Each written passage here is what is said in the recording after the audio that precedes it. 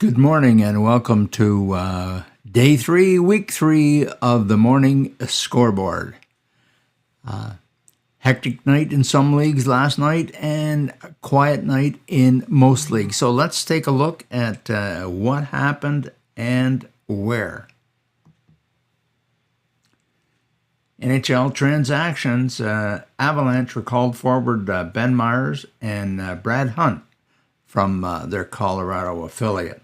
The Red Wings recalled forward Jake Vrana from Grand Rapids, and they placed forward Luke Raymond on injury reserve. The Oilers, meanwhile, recalled forward Devon Shore from Bakersfield in the American Hockey League. Speaking of the NHL, last night in the NHL, several games. Carolina 3, Washington 2, Montreal at it again, 4-0 over Chicago. Jersey Devils 3-2 over Columbus. Ottawa 3, Islanders 2 in a shootout. We'll get back to that game shortly. St. Louis 6, Florida 2. Winnipeg 3-2 over Seattle in a shootout. Boston beat Dallas 3-2 in overtime. Another shootout game, Tampa Bay 4, Colorado 3, and the final score, the final game in the NHL last night, Pittsburgh 3 at San Jose 1. That Ottawa 3-2 win, that's our second game in a row. You know that NHL teams have to dress, two netminders for each game, and the last two games they have had goalies up from Belleville Senators to fill in. So Sogard played and got the win on Tuesday night, and last week Mandalese that played and got the win over the Islanders in a shootout. For the second game in a row, it was a Stützle and Tkachuk game. And then in the shootout, and actually, you know, the Senators survived a too many men on the ice penalty in the overtime.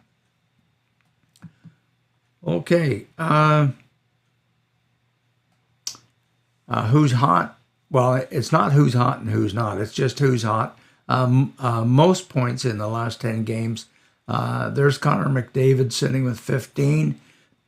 From the Leafs, William Nylander in there at 14, and Ottawa's captain Brady Tkachuk is also in there at 15. So couple of familiar names from some familiar teams making it in there. Closer to home, last night in the CCHL, Carleton Place whitewashed Nepean Raiders 7-0.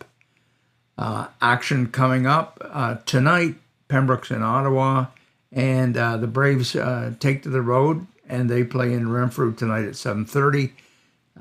Of course, if you're in the Renfrew area, you're going to take in the game, but if you'd like to catch that on Hockey TV, I think the Wolves simulcast, because the Bear does the game on the radio up there, and I think his game will be on, his call will be on Hockey TV as well. And tomorrow night, Cornwall, the lone team who regularly has Thursday night games, will be entertaining the Smith Falls Bears.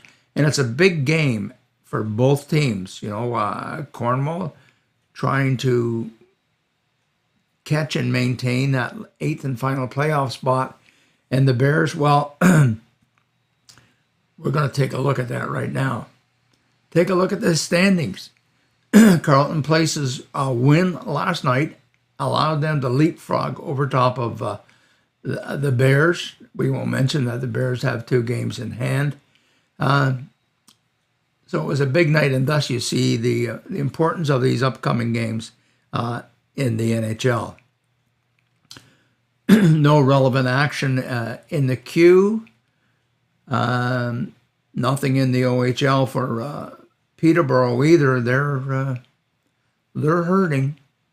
Hamilton and Kingston are pressing them, so Gavin White and the Peets better get their act in gear soon, or they're going to lose that second spot that they have in their division. I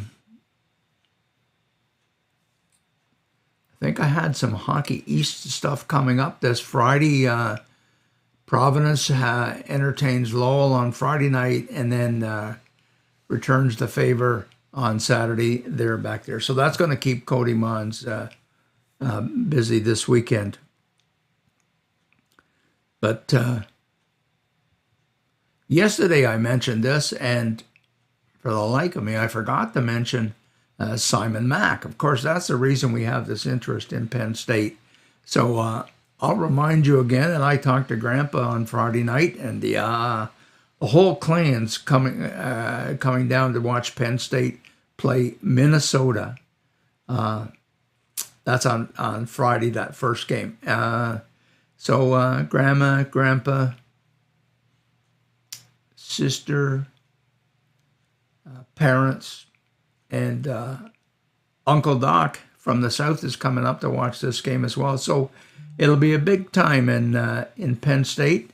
Well, I think that about wraps it up for today, Wednesday, February the 15th. Hope all the ladies got their flowers and chocolates yesterday. Thanks for watching. See you tomorrow.